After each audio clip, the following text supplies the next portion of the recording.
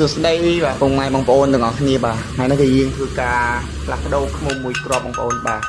ហើយមិនមួយគ្រាប់ទេបងប្អូនពីរគ្រាប់បាទនេះរបស់កាមេរីស្រោម7បាទ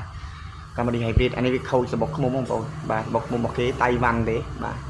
ដាក់តៃវ៉ាន់នោះឡានឆេះរៀងលឺសំឡេងខ្លាំងហើយវារៀងស៊ីសាំងបាទឡានឆេះរៀងញាក់ដែរបាទហើយនេះយើងធ្វើការកាត់បដូរសបុកខ្មុំបងប្អូនបាទអានេះអត់ប៉ះពាល់ទេបាទដើមចាស់គឺនៅតែចាស់បងដែរបាទហើយក៏ដូរតែសបុកខ្មុំទេបាទហើយនិយាយពីតម្លៃមហាធូបងប្អូនបាទនេះបោះបន្លែនេះដូចគ្នាបងប្អូនបោះបន្លែនេះគឺវាដាច់សបុកខាងក្នុងវាលន់តែហើយជាងក៏គេយកអាវិសទៅចាប់ខ្មោចវាអឡោះបាទអឡោះវាលឺបាទ